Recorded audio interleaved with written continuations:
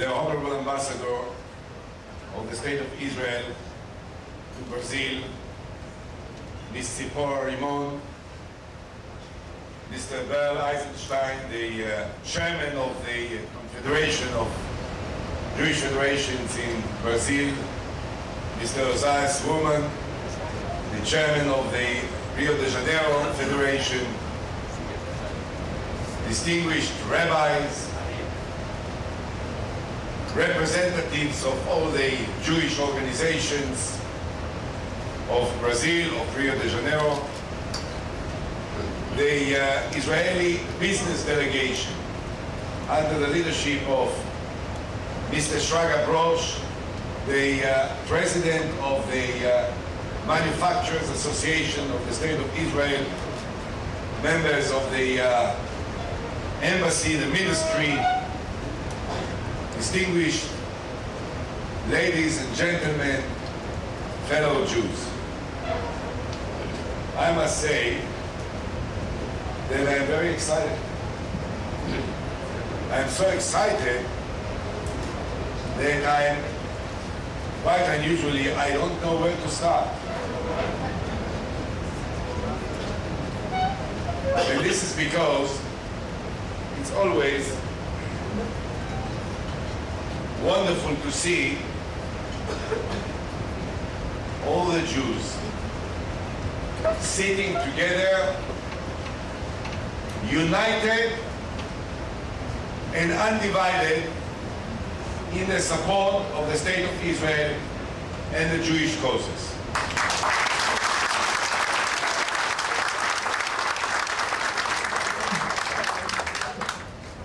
You may think, wrongly, that we take it for granted.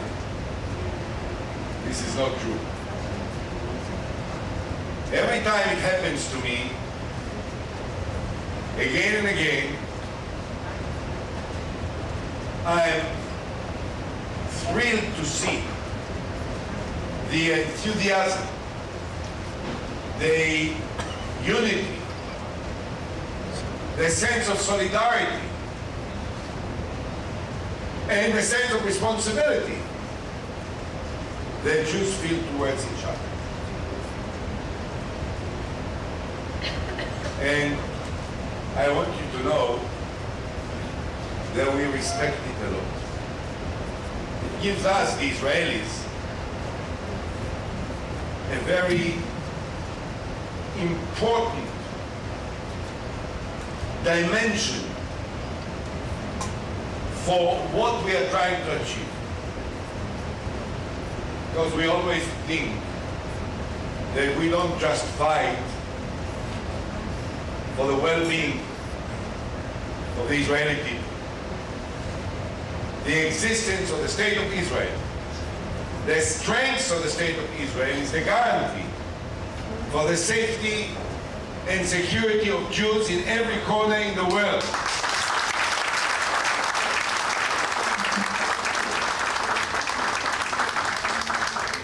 Next week we will celebrate in Israel the 60th anniversary for the end of the Second World War. Now we will inaugurate a new wing for the Museum of Yad Vashem, with the presence of approximately 30 presidents, prime ministers, and foreign ministers of many countries across the world. I could pick up the names of these countries and analyze to you one by one what some of those countries were doing 65 years ago when no one was there to save us.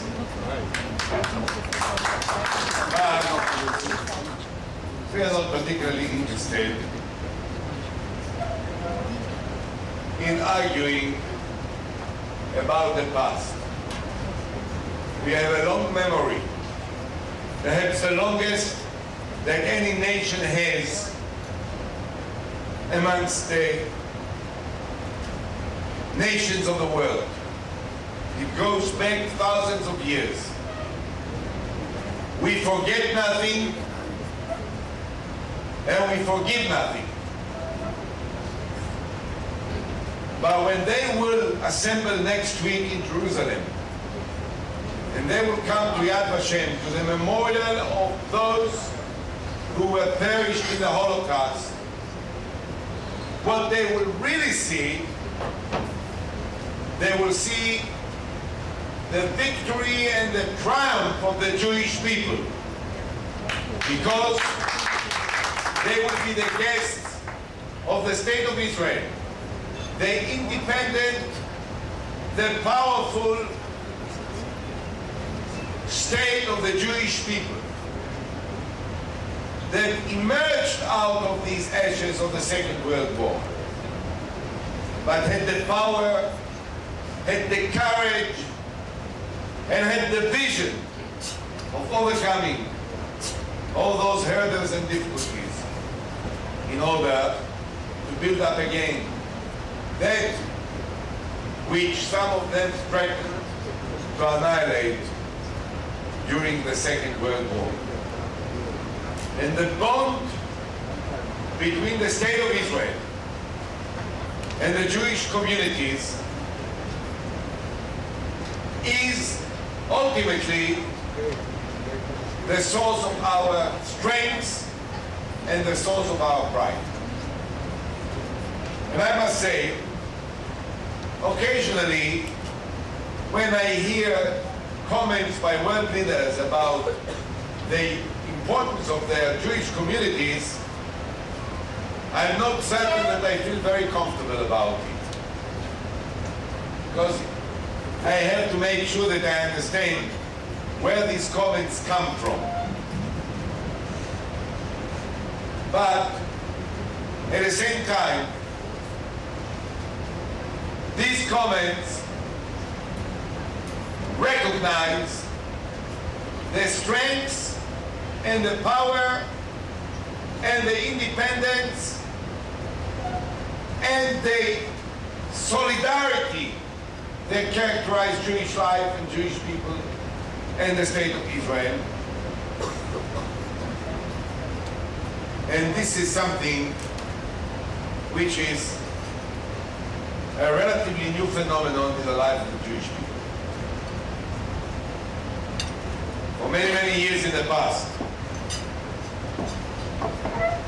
we were pitied by the nations of the world. Today, we are respected. We are respected because we are here, and because they all know that we are here to stay. We are here to stay in our country, and we are here to stay everywhere, and we will never again be in a situation where we can't fight and can't defend ourselves against those adversaries that are threatening the life of the Jewish people.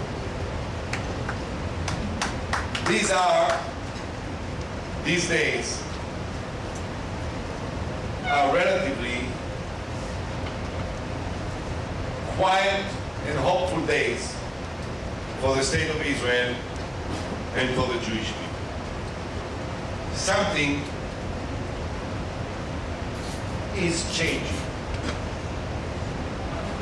And this change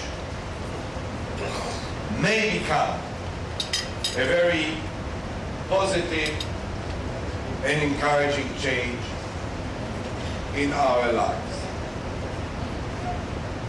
I know that every morning, almost each one of you wakes up, and after making sure that in your immediate surroundings everything is all right as it should be, your first question, your first curiosity is to know what's going on there.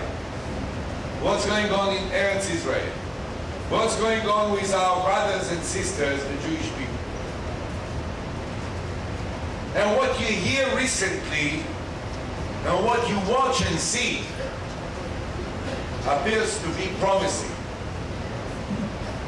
And yes, indeed, it is promising. However, I always suggest to my own people, and I certainly would like to do it with you, we are now very experienced. We force ourselves against our own nature not to be carried away with too many hopes, with unrealistic expectations. We have to be careful. We have to look around. We have to make sure that the threats and the fears that we always have are not going to be realized, but at the same time, we have to make sure that we don't become careless and irresponsible about ourselves. However, given this, that we have to be careful, we also can afford to be hopeful. And the reason is, first and foremost, because of the decision of the Prime Minister of Israel and the Israeli government to change the status quo and to separate ourselves from the Palestinians. I know that many people amongst the Jews within Israel, and some even amongst the non-Jews, were curious to comprehend what has motivated Prime Minister Sharon to suddenly embark on a policy which is entirely new and different from everything that he has stood for all his life. Now, the obvious and common interpretation offered by many is that it may be a show of weakness. And I want to correct it in case someone is mistaken to think so. This is the ultimate proof of strength and confidence in the power of the State of Israel.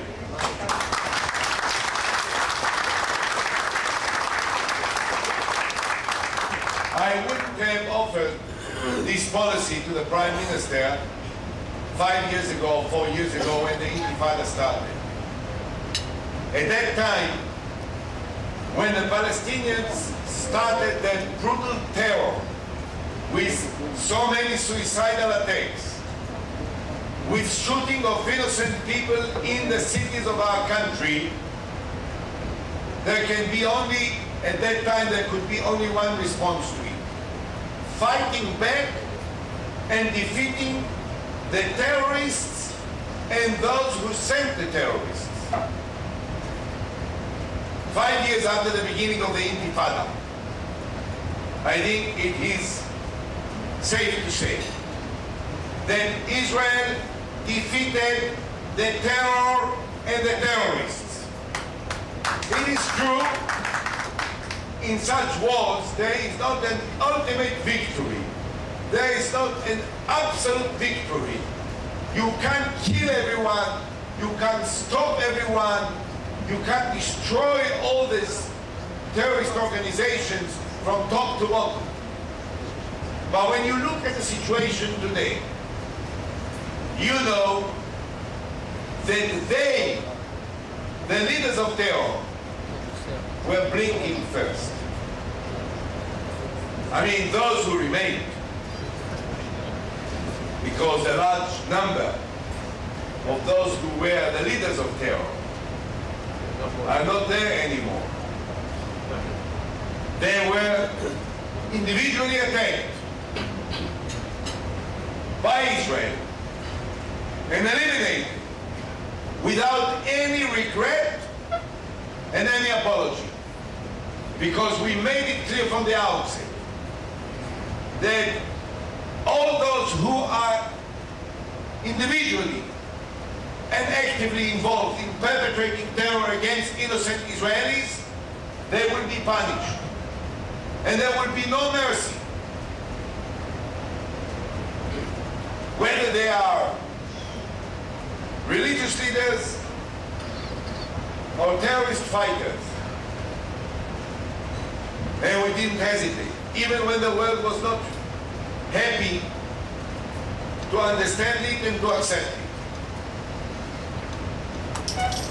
Only out of strength, only out of a position of confidence can an Israeli government decide to pull out from territories which are densely populated with Palestinians, which promise to be,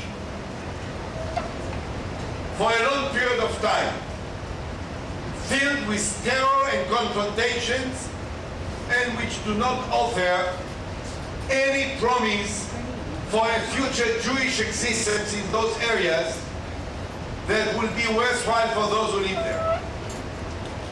We don't do it out of weakness. We don't do it because we are afraid to fight terror.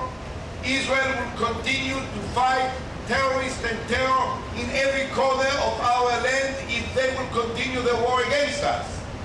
But we will pull out from territories which are not essential for the state of Israel and which will separate us from Palestinians and will thus make promise that we will be able to reduce the level of day-to-day conflict to the inevitable minimum. Because the ultimate responsibility that the government of Israel has is to Jewish life. And where we can save Jewish lives, we will not hesitate to make the utmost efforts in order to stop it. And if you pull out from Gaza, you don't weaken Israel. This is not the historic land of the Bible. This is not the historic land that we prayed for thousands of years. Whenever someone comes to me and says, how you, the Israeli government, is capable of slicing the land of Israel and pulling out from what belongs to us, I say, look, I will never ever give my hand to give 1 inch from our holy city, Jerusalem, because this is our united capital, and it will remain our united capital forever. But Gaza, I can't say that I'm as qualified as the rabbis here, but I am familiar with the Jewish prayer book.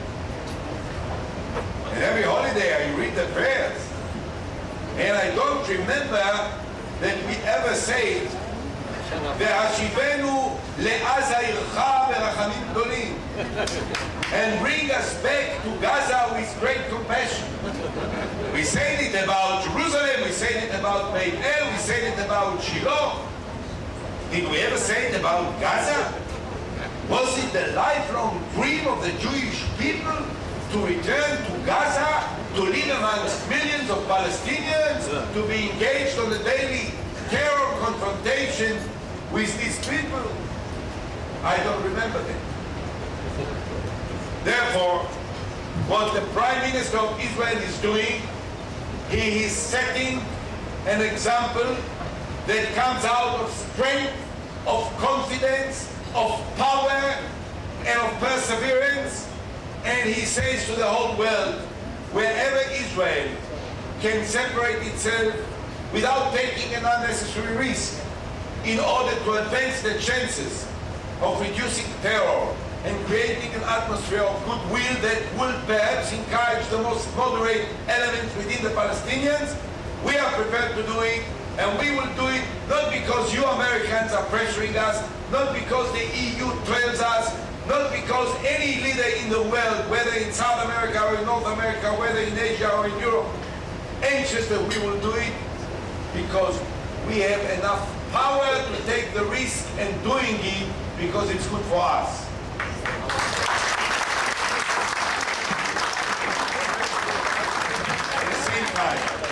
At the same time, we must admit that there has been a certain change even within the Palestinians. I want to be careful, but they had Yasser Arafat. God took him away from us. You know, normally one should say, thank God. I don't want to say that, but God took him. He wasn't a friend of our people. He wasn't a friend of his own people.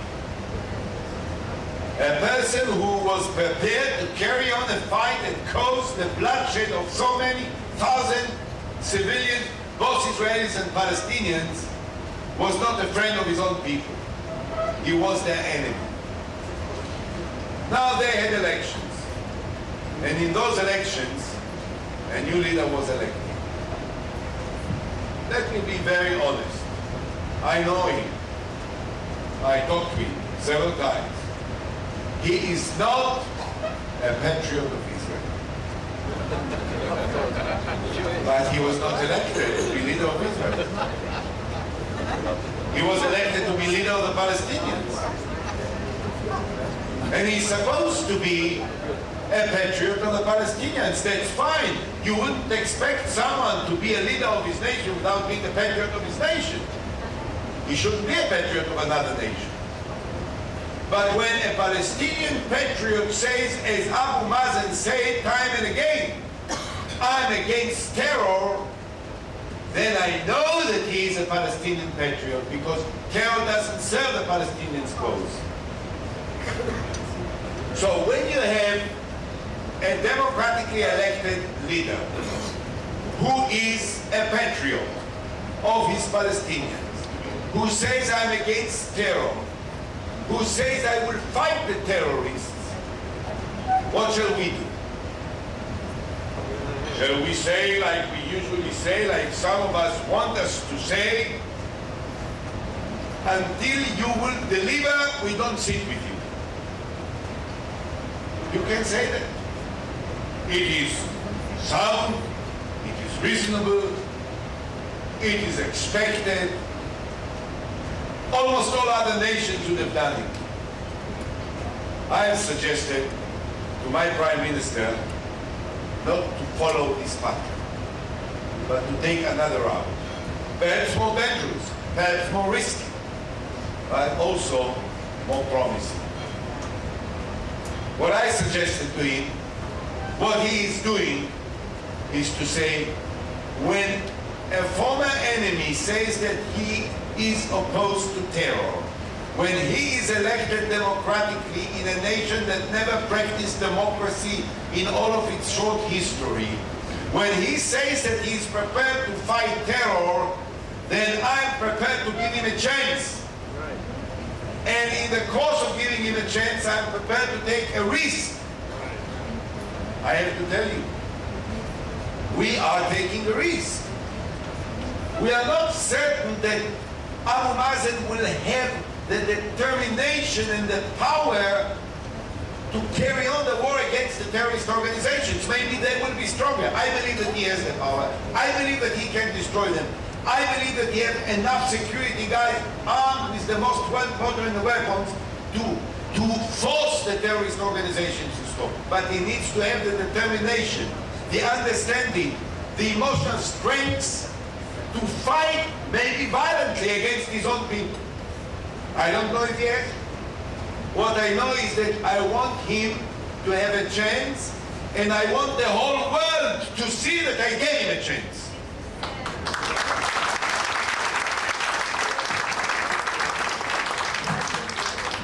Because life is long, and we still have a long way to go.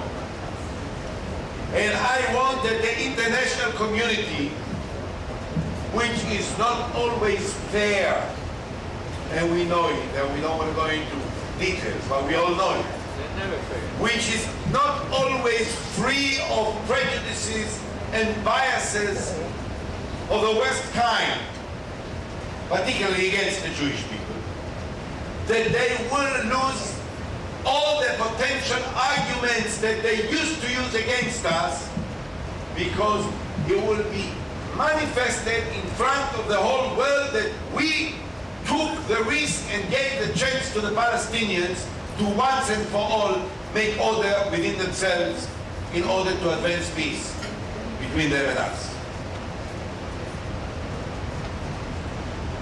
What is the probability? I don't know. I have to be honest. But I know one thing, that I want to move forward.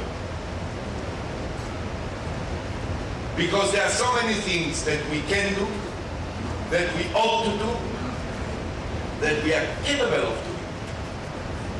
That when I try to create an overall picture, which is very difficult because there is no computer that can assess the prayers that people have in their hearts, the desires that motivate them from within, the fear that they have for their children, the desire that they have for the future of their families. How can you fit it into the overall picture? I don't know. I know only one thing, that there is a young generation of Israelis growing up. And I remember that when I was in their age, my parents prayed that the day will come that I will not have to serve in the army. And now I have my grandchildren. And I pray to God that the day will come that they will not have to serve in the army. And I know also that amongst them, there are the most talented, the brightest, the most imaginative and creative children on earth. And that if only they will be given the opportunity, instead of investing their energies and their talents in fighting, they will make the state of Israel the most powerful, the most progressive, the most advanced country in the world. How do I know? I know it because even now, with all the constraints and difficulties, and complexities, and fears, and wars, and whatnot, the children of today are pushing us forward into the heights that we have arrived in, which are spectacular in comparison to so many other countries in the world. When I come to Brazil, when I come to Argentina, when I go to China and to India and to Korea and to Great Britain or America, and I talk to them business, I don't come with my hands for charity, my dear friends. I don't come to those countries, I don't come here, I never talk with any of the leaders of this country. Believe me, they will tell you, out of a position of weakness, of need. I came as a representative of one of the most advanced, sophisticated and modern economies of the world. Due to the achievements of the brains, the imagination, the creativity of the young kids of Israel. And I offer them partnership. Now let it be clear. We are much better than some of what our critics think we are. We are not as good as we believe we are. We are somewhere in the middle. So let's not lose a sense of proportion about ourselves, okay? But somewhere in the middle is a great deal. It has helped transform Israel from a backward country in the 50s into one of the most developed, sophisticated, and advanced societies of the world. It has helped create in the state of Israel the most modern, sophisticated, high-tech and telecommunication, information technology and biotechnology and nanotechnology and agrotechnology and fertility techniques, which are advanced to most other countries in the world. And I think to myself, how much more we can achieve if we will be able to invest all our energies in this rather than in war, in this rather than in fighting against terrorists that are threatening on a daily basis to kill our people. That's why the government of Israel is ready to go. Not without fears, not without hesitations, not without question marks, not without doubts, with all of these, but with a sense of confidence that we have the power to take the risk. And we have the desire to change reality. And we are tired of investing our resources in something that is used for destruction when we can use our resources in something that can build the quality of life of ourselves and of many other people across the world. This is the message that comes today from the State of Israel, and this is the message that will go across the world and ultimately will win over the goodwill, the support, the understanding and the cooperation of many nations, many leaders and many countries, including Jews. No, it's not natural. It's not given for granted. It's not in our small pocket. But with hard work, with perseverance, with continuity, and with stability, we can break through into the right place. And on behalf of the government of Israel, and the Prime Minister of Israel, and all the leaders who are actively engaged in making these efforts to change the realities of our lives, I say to you, be happier. Don't believe that all of the problems have disappeared, no. But be happier. We are on the right track, and we are going to carry on, and we are going to win. Thank you.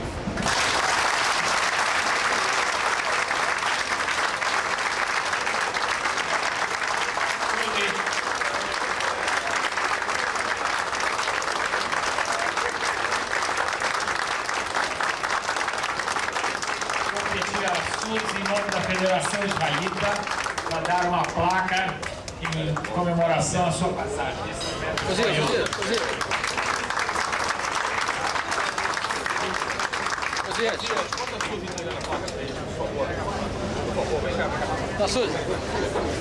With your permission, I will read what they inscribed here in my honor, which is really not in my honor personally, it's in the honor of the State of Israel, which reflect precisely the message that I brought. I don't know that the Zayas was listening to my speeches in Sao Paulo, but he understood them without knowing. To Your Excellency, in remembrance of your visit to Rio de Janeiro, in Brazil or Israel, we are all one family, one people. May the Lord strengthen our ties and men deepen our will to reinforce them. Thank you very much.